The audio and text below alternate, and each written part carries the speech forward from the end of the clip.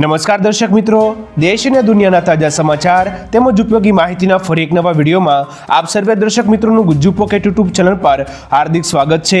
આજના સૌથી પહેલા મહત્વના સમાચારમાં ગુજરાતથી કુંભ માટે વધુ ત્રણ વિશેષ ટ્રેન દોડશે।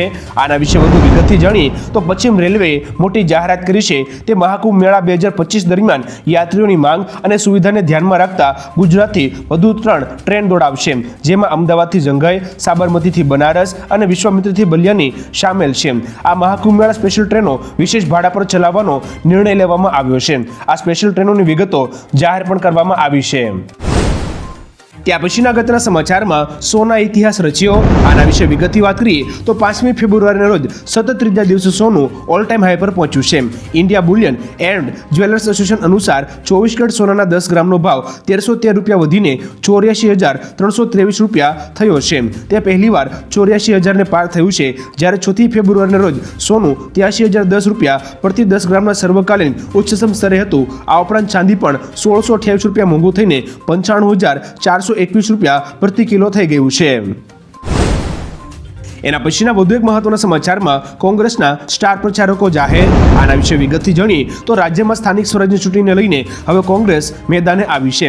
શક્તિસિંહ ગોહિલ, ભરત સોલંકી, જિગ્નેશ મેવાણી સહિતના 20 નેતાઓ પ્રચારની કમાન સંભાળશે। ગુજરાતમાં 16મી ફેબ્રુઆરીએ પાલિકા અને પંચાયતની ચૂંટણીઓ યોજાવા જઈ રહી છે। તમામ પાલિકાઓમાં ઉમેદવારોનું ચિત્ર સ્પષ્ટ થયા બાદ પક્ષોએ ચૂંટણી પ્રચાર તેજ કર્યો છે। ગુજરાત કોંગ્રેસે તેના 20 સ્ટાર પ્રચારકોની યાદી જાહેર પણ કરી છે। એના પછીના અગત્યના સમાચારમાં ચેટ જીપીટી અને ડીપસીપનો ઉપયોગ કરશો નહીં। આના વિશે વિગતથી જાણીએ તો ભારત સરકારે એઆઈ એપ્સના ઉપયોગ અંગે એક એડવાઇઝરી જાહેર કરી છે। નાણાં મંત્રાલય દ્વારા જારી કરાયેલા આદેશમાં કહેવામાં આવ્યું છે કે ઘણા સરકારી કર્મચારીઓ ઓફિસના કોમ્પ્યુટર અને લેપટોપ પર એઆઈ એપ્સ અને ચેટ જીપીટી તેમજ ડીપસીપ જેવી વેબસાઇટનો ઉપયોગ કરી રહ્યા છે, જે ખતરનાક સાબિત થઈ શકે છે। આ એપ્સ ગુપ્ત દસ્તાવેજો અને ડેટા માટે ખતરો સાબિત થઈ શકે છે, જેથી તેનો ઉપયોગ કરશો નહીં। એના પછીના અગત્યના સમાચારમાં ટ્રમ્પે ભારતીયો માટે સમસ્યા ઊભી કરી। આના વિશે વિગતથી વાત કરીએ તો ટ્રમ્પે ભારતીયો માટે બીજી સમસ્યા ઊભી કરી છે। US Republican senator Rick Scott અને જોન કેન્ડીએ બિડેન વહીવટીતંત્રના વર્ક પરમિટના ઓટોમેટિક રિન્યુઅલ સમયગાળાને 180 દિવસથી વધારીને 540 દિવસ કરવાના નિયમને ઉથલાવી દેવાનો પ્રસ્તાવ રજૂ કર્યો છે। આ ફેરફારનો હેતુ એવા વિઝા ધારકોને રાહત આપવાનો હતો જેઓ તેમની વર્ક પરમિટની નવીનીકરણ પ્રક્રિયા દરમિયાન યુએસમાં કાયદેસર રીતે કામ કરવાનું ચાલુ રાખે છે। ત્યાં પછીના અગત્યના સમાચારમાં કડાણા ડેમમાંથી રવિ પાક માટે પાણી છોડાયું। આના વિશે વિગતથી જાણીએ તો રવિ પાકની સિંચાઈ માટે કડાણા ડેમમાંથી 150 ક્યુસેક પાણી છોડવામાં આવ્યું છે। આ પાણી કડાણા ડાબા કાંઠા કેનાલમાં છોડવામાં આવી રહ્યું છે। છોડવામાં આવેલા પાણીનો લાભ કડાણા તાલુકાના 40 અને લુણાવાડા તાલુકાના 90 ગામો મળીને કુલ 130 ગામોના ખેડૂતોને મળશે। ડાબા કાંઠા કેનાલમાં પાણી છોડાતા ખેડૂતોમાં ખુશીનો માહોલ છે। આ પાણીથી કુલ 11,059 હેક્ટર જમીનને સિંચાઈનો લાભ મળવાનો છે। ત્યાં પછીના અગત્યના સમાચારમાં ભાજપે 10-10 લાખ રૂપિયા આપ્યા। આના વિશે વિગતથી વાત કરીએ તો રાજકોટના જસદણની 2 અને ઉપલેટાની 5 બેઠક, આમ કુલ 7 બેઠક પર ભાજપ બિનહરીફ રહ્યું છે। આ મુદ્દે રાજકોટ જિલ્લા કોંગ્રેસ પ્રમુખ લલિત વસોયાએ કહ્યું કે ભાજપના ધારાસભ્યોએ ખનીજ માફિયાઓ પાસેથી 10-10 લાખ રૂપિયા કોંગી ઉમેદવારોને આપી ધાકધમકીથી ફોર્મ પરત ખેંચાડ્યા છે। આજ સુધી લોકશાહી ઢબે સ્થાનિક સ્વરાજની ચૂંટણી થતી હતી, પરંતુ આ વર્ષે ધારાસભ્યએ અહીંયા પણ નવો સિલો શરૂ કરી દીધો છે। ત્યાં પછીના અગત્યના સમાચારમાં મગફળીની ખરીદી મામલે કૃષિ મંત્રીનું મોટું નિવેદન। આના વિશે વિગતથી જાણીએ તો મગફળીની ખરીદી મામલે ગાંધીનગરમાં કૃષિ મંત્રી રાઘવજી પટેલે જણાવ્યું કે રાજકોટમાં ટેકાના ભાવે મગફળીની રેકોર્ડ બ્રેક ખરીદી થઈ છે, જેમાં 3,73,000 ખેડૂતોએ રજીસ્ટ્રેશન કરાવ્યું હતું। 3.5 લાખ ખેડૂતોની મગફળીની ખરીદી કરવામાં આવી છે। ટેકાના ભાવે 10 લાખ મેટ્રિક ટનની મગફળીની ખરીદી કરવામાં આવી છે। નોંધનીય છે કે ગુજરાતમાં મગફળીનું મોટા પાયે ઉત્પાદન કરવામાં આવે છે। એના પછીના અગત્યના સમાચારમાં સહારાના રોકાણકારો માટે મોટા સમાચાર। આના વિશે વિગતથી જાણીએ તો અમિત શાહે લોકસભામાં જણાવ્યું હતું કે 28મી જાન્યુઆરી 2025 સુધીમાં સહારા ગ્રુપની સહકારી મંડળીઓના 11,61,077 થાપણદારોને કુલ 2,025.75 કરોડ રૂપિયા પરત કરવામાં આવ્યા છે।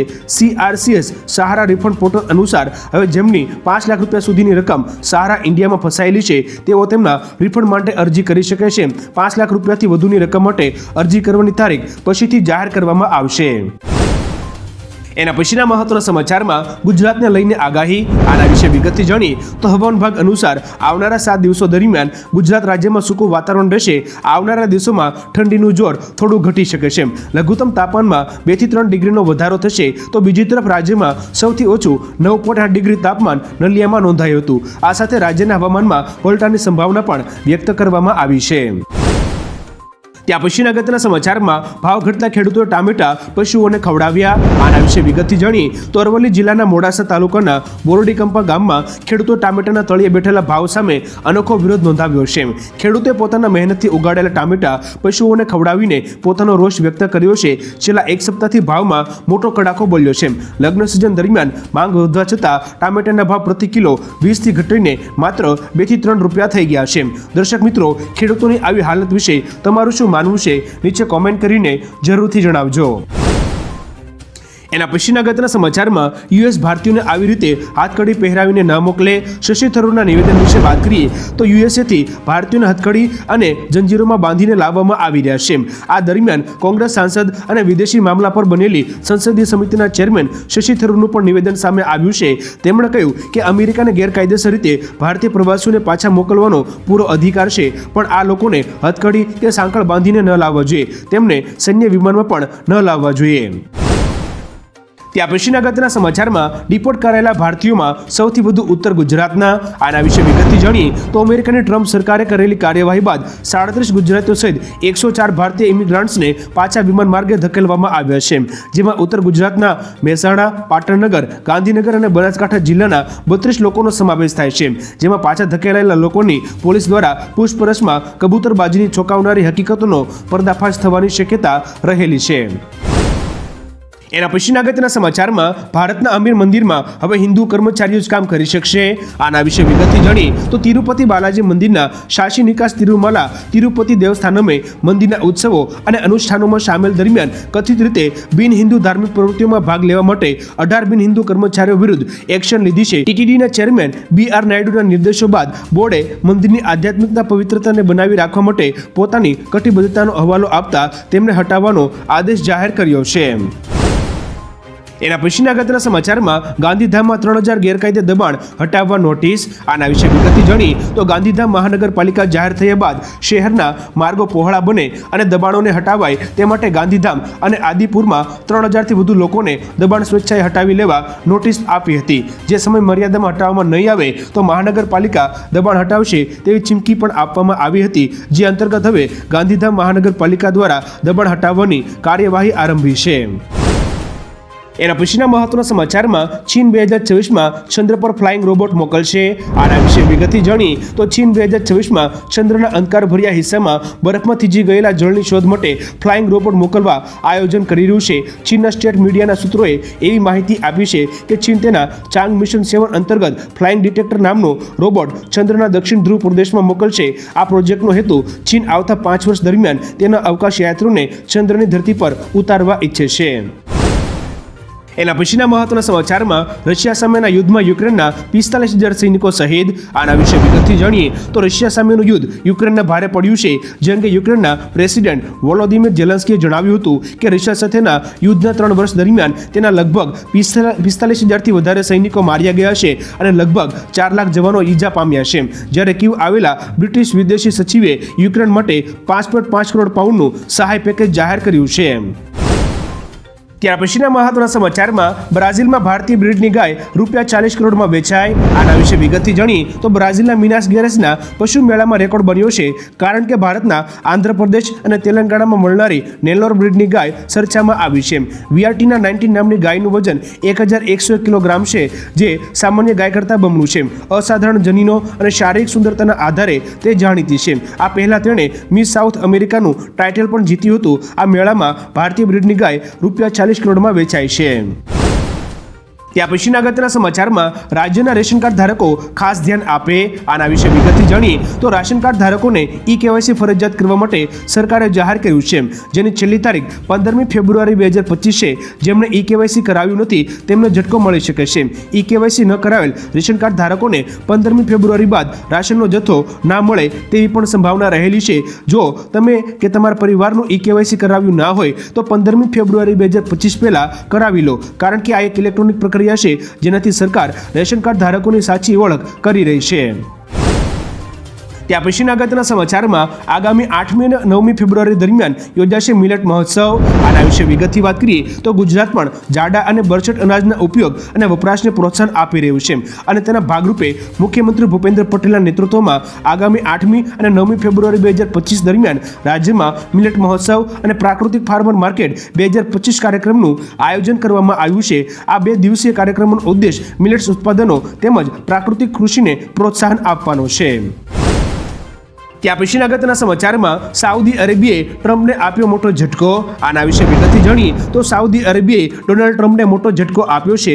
સાઉદીએ સ્પષ્ટ કર્યું છે કે જ્યાં સુધી ફિલિસ્તીન એક દેશ ના બને ત્યાં સુધી ઇઝરાયલ સાથે કોઈ રાજદ્વારી સંબંધો રહેશે નહીં. સાઉદી અરેબિયાનું આ નિવેદન એવા સમયે આવ્યું છે જ્યારે ડોનાલ્ડ ટ્રમ્પે કહ્યું હતું કે તેઓ ઈચ્છે છે કે અમેરિકા ગાઝા પર નિયંત્રણ રાખે અને ગાઝામાંથી વિસ્થાપિત લોકોને ગાઝાની બહાર વસાવવામાં આવે. ત્યાં પછીના મહત્વના સમાચારમાં કેજરીવાલ મુખ્યમંત્રી બનશે.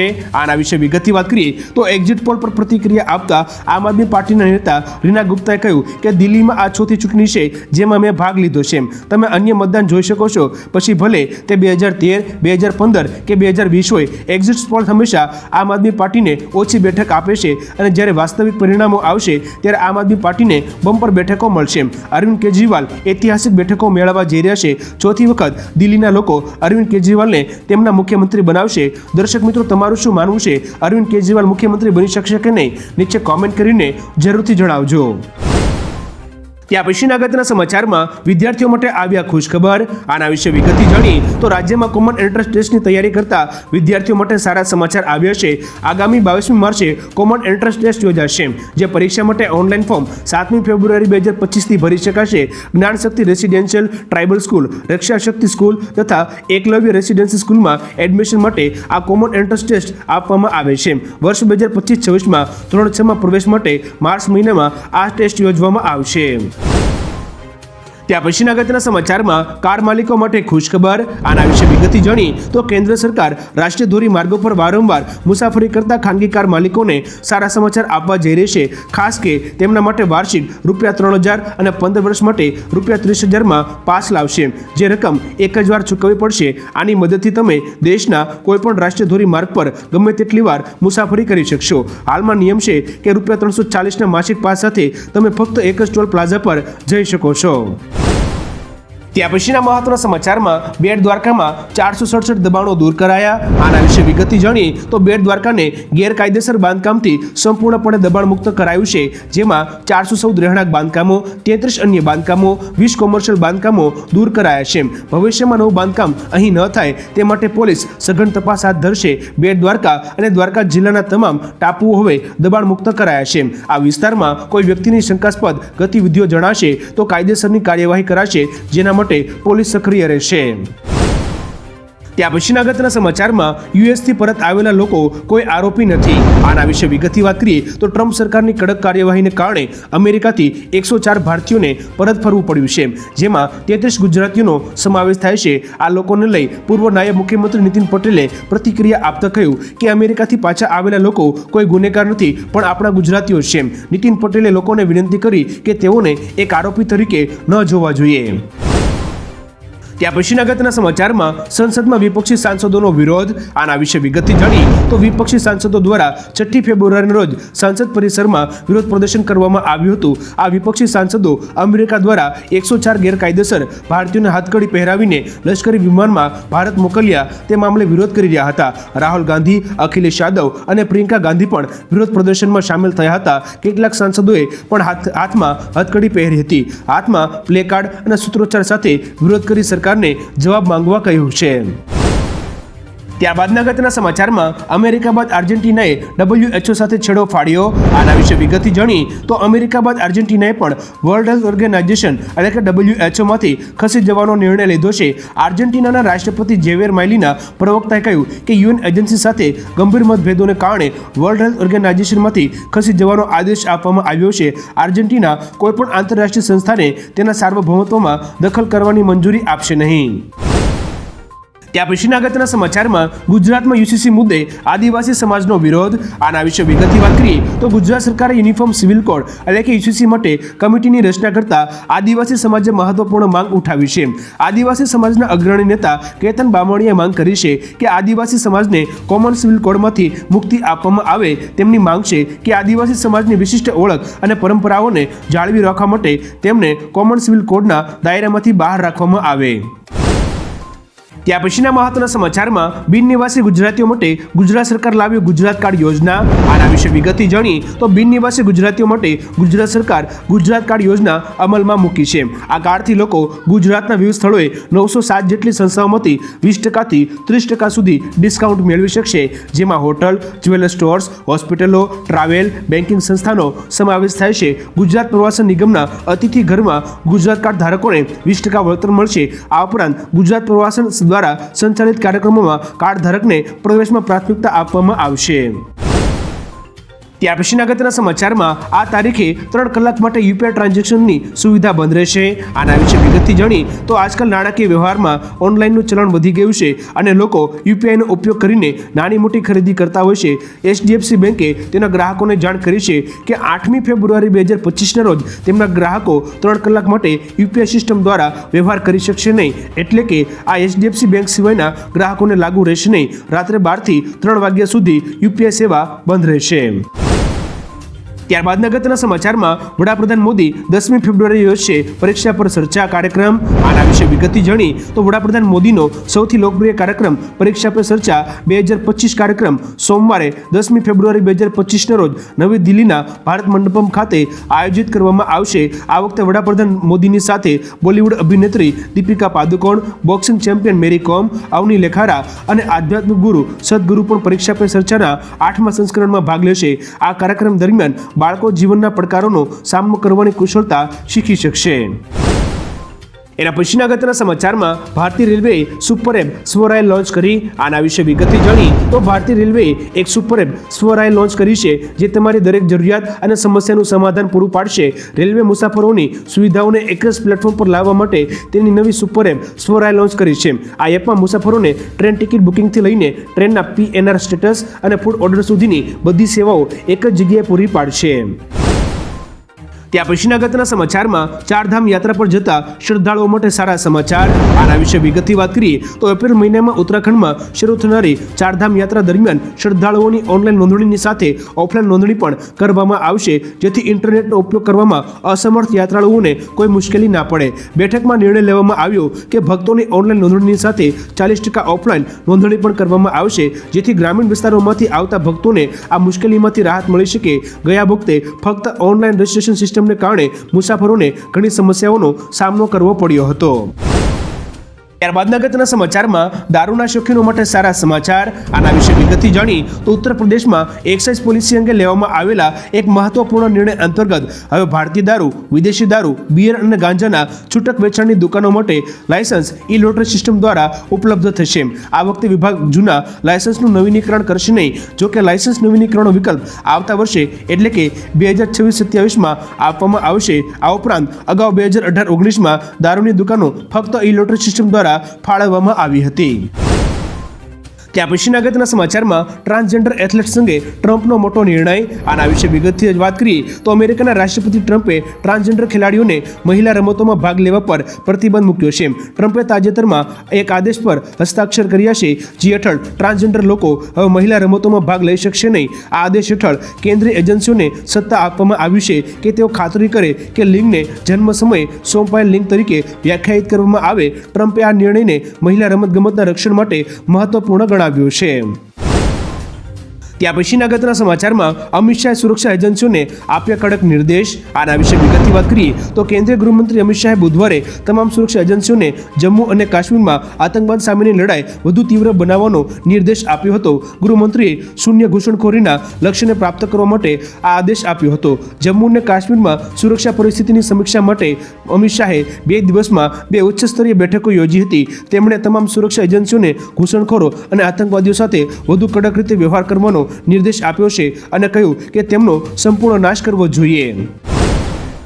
ત્યાં પછીના અગત્યના સમાચારમાં ભારતીય રેલવે વિભાગનો મોટો નિર્ણય. આના વિશે વિગતથી જાણી તો ભારત દેશમાં કનેક્ટિવિટી વધારવા માટે રેલવે ઘણી નવી ટ્રેનો ચલાવી રહી છે. આ સંદર્ભમાં 200 નવી વંદે ભારત ટ્રેનો ચલાવવાનો નિર્ણય લેવામાં આવ્યો છે. આ વખતે આ ટ્રેનો જૂની વંદે ભારત કરતાં થોડી અલગ રીતે ડિઝાઇન કરવામાં આવશે, જેમાં ચેર કારની જગ્યાએ સ્લીપર કોચ બનાવવામાં આવશે. એક ટ્રેન 16 કોચથી બનેલી હશે, જ્યારે બીજી ટ્રેન 24 કોચથી બનેલી હશે. મીડિયા રિપોર્ટ્સ અનુસાર તેમના રૂટ પણ ટૂંક સમયમાં નક્કી કરવામાં આવશે. ત્યાર પછીના અગત્યના સમાચારમાં ભિખારીને 10 રૂપિયા આપવા બદલ પોલીસે કેસ દાખલ કર્યો. આના વિશે વધુ વિગતથી જાણી તો ઇન્દોરમાં મંદિરની બહાર ભિખારીને 10 રૂપિયા આપવા બદલ એક રાહદારી પર પોલીસે કેસ દાખલ કર્યો છે. ઇન્દોરને દેશનું પ્રથમ ભીખ મુક્ત શહેર બનાવવા વહીવટીતંત્રે કડક પગલાં લીધા છે, જેમાં નિયમોનું ઉલ્લંઘન કરવા પર વ્યક્તિને 1 વર્ષ સુધીની જેલ અને 5,000 રૂપિયા સુધીનો દંડ અથવા બંને સજા થઈ શકે છે.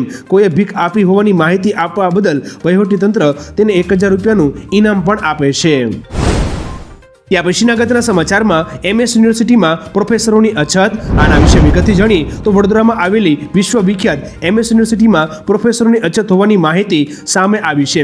છેલ્લા 15 વર્ષથી વધુ સમયથી 100થી વધુ પ્રોફેસરની ભરતી ન થતાં આજે યુનિવર્સિટીની વિવિધ ફેકલ્ટીમાં અભ્યાસ કરતા વિદ્યાર્થીઓની હાલત કફોડી બની છે. પ્રોફેસર સાથે એસોસિએટ પ્રોફેસર અને આસિસ્ટન્ટ પ્રોફેસરની 600થી વધુ જગ્યાઓ હાલમાં ખાલી છે. સૌથી વધુ પ્રોફેસરોની અછત સાયન્સ અને ટેકનોલોજી ફેકલ્ટીમાં છે. ત્યાર પછીના અગત્યના સમાચારમાં અમદાવાદમાં ટ્રાફિકમાંથી મળશે મુક્તિ. આના વિશે વિગતથી જાણી તો અમદાવાદ શહેરમાં ટ્રાફિકની સમસ્યા સતત વધતી જોવા મળી રહી છે. ત્યારે અમદાવાદ મ્યુનિસિપલ કોર્પોરેશન દ્વારા અમદાવાદ શહેરમાં ટ્રાફિકની સમસ્યાને પહોંચી વળવા માટે 5 નવા બ્રિજ બનાવવાનું આયોજન છે, તો અન્ય 7 સ્થળો પર મોટા ફ્લાયઓવર અને એલિવેટેડ કોરિડોર બનાવવાની પણ શક્યતા તપાસવામાં આવશે.